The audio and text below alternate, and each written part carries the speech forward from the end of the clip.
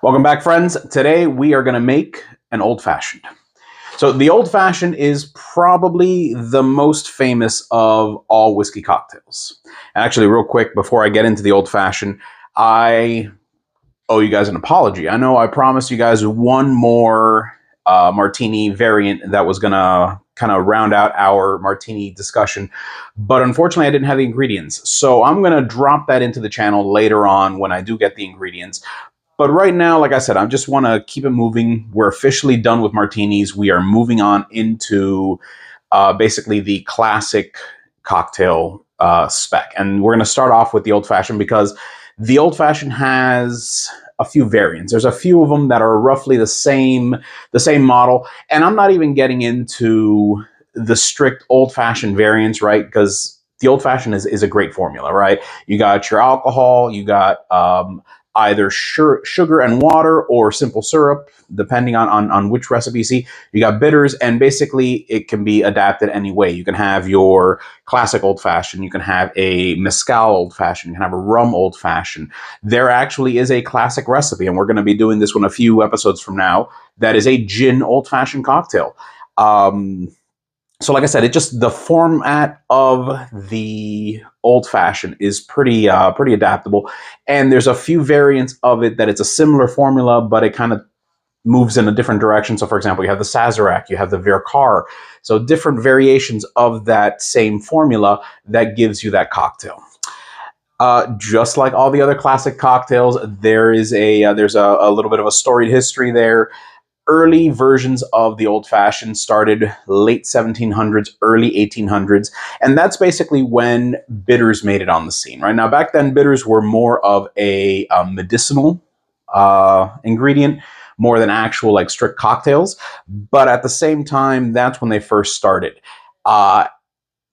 Different versions of the story, but they're all true. But the one I like the most actually didn't have the name old-fashioned come around until after Prohibition, right? So even though this was around since, the early 1800s, late 1700s, it was just a cocktail. I'm not sure how they were calling it, but it was the variation of your whiskey or rye or any alcohol for that matter, sugar water, and bitters. After Prohibition, it came back and people would order an old-fashioned whiskey cocktail, basically saying, oh, I want that throwback. I want the old stuff. And little by little, it just became the standard, and they just dropped off the whiskey cocktail. It just became, I just want the old-fashioned. So that's the history there. Old-fashions are served in a highball. Ideally, you're going to serve it with a king cube if you have it. If not, just regular ice works. But it makes a difference. The king cube, the sphere, those are it prevents dilution. So it's one of these where it gives you just enough cold, but the increased surface area keeps the drink cold, diluted just enough without watering down the drink too excessively. All right, so we're going to go ahead and start building the cocktail. Today we are using rye, Brookside rye, which is what I have on hand. Fee Brothers bitters. Oh, and then old-fashions. Old-fashions are always, like I said, it's your sugar, simple syrup, your whiskey or rye, your bourbon, your bitters, and then the garnish is usually a piece of orange peel and a cherry. I am not going to be making, unless you guys really, really ask for it, I'm not going to be making a Wisconsin old-fashioned, which is the orange and cherry muddled and then the cocktail built. I have a few variants of the classic old-fashioned that I'm going to be making. Not even variants, just playing with the recipe, just because I've seen them out there. And like I said, I'm going today with the classic recipe, and then we're going to go with the different variants of it just to kind of give you a little bit of comparison.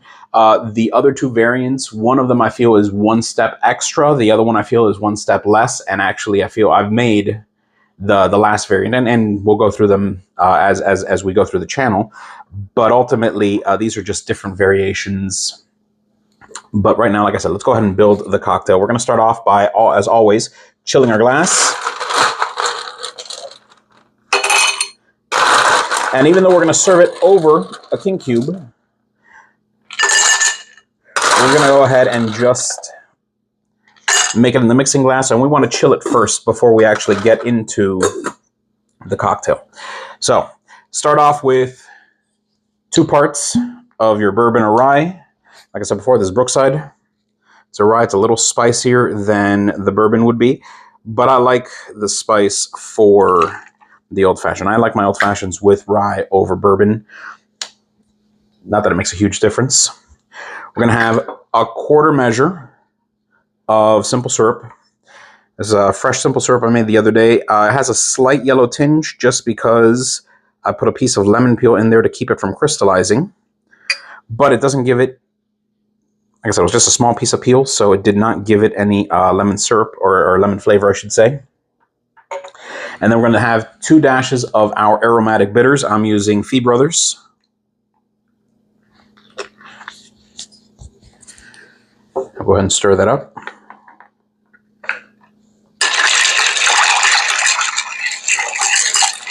And that's it. This is a very, very easy cocktail to make.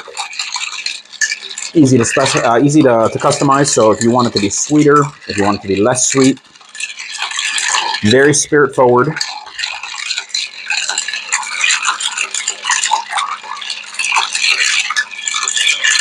All right, that's nice and chilled, nice and combined. That's good. There's a reason why it's a classic. All right, so we're going to go ahead and add our king cube.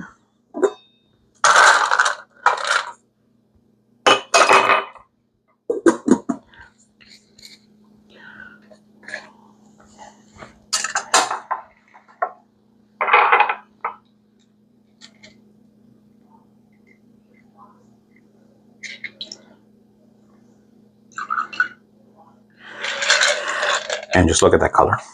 That is beautiful. One of the things I like about the old, so one of the things, the reason why you want to have it in the rocks glass, the lowball, is because you want that big opening, right? You want big space for ice. You want the cocktail. You want to be able to actually have the open surface so that you can actually breathe in the bouquet. It's not like a straight whiskey situation where, you know, you want those little drams with the bulb. You want something that's going to breathe, so while you're drinking it, you're not going to get hit, you know, punched in the face by the bouquet of the whiskey. You're already going to get punched in the face by the drink, right? It's one of these where it's like, this is a high octane, spirit forward beverage. So you don't want something where it's okay, well, when you're breathing it in, it's going to hit you, and then when you taste it, you want something where it's going to have that space to breathe. We're going to take a piece of orange peel. Let's see if we can actually get it to express. A nice peel. Oh, that's perfect. Look at that.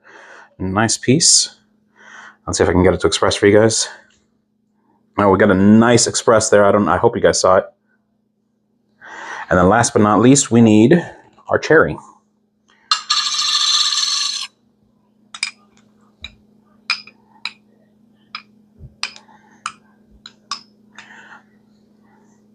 I don't want to get too much syrup here, so I'm just going to...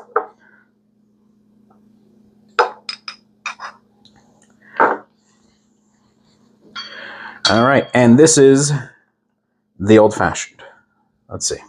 Cheers.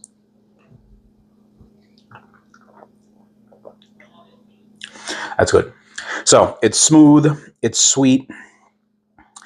This is something where a lot of people enjoy this cocktail. I personally don't drink these like before dinner, just because it is so sweet, and I don't do a lot of sweet beverages, but it is spirit forward. It is one of these where it's like on a night out, it does the job.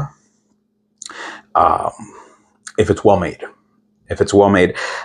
Personally, I feel that that orange peel is crucial because it kind of gives you that the citrus, and it kind of brightens up the cocktail as opposed to just having the sweetness and the alcohol, the spirit forward. Now the citrus, and specifically expressing the orange peel, so you get that the citrus oils, or the citrus oils on the ice, on the cocktail, on the surface. It makes it just a little bit more aromatic. It gives it more flavor. It's a lot of fun. It's something where it just kind of gives it more complexity to the actual beverage.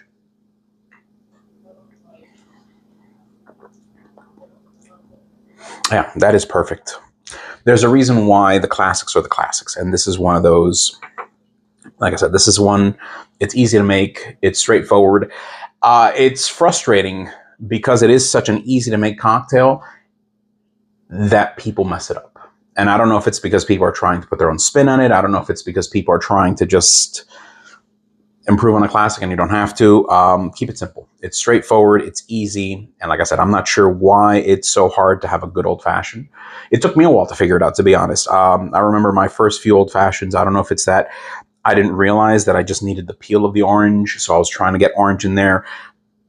I was looking for more flavor to it, so I was making, I was trying to get a piece of orange so I can have like actual like orange juice in there. Like I said, I don't know what it was, but there was definitely something where it took me a while to figure it out. Yeah, no, this is great. So I'm gonna finish this off camera as I always do.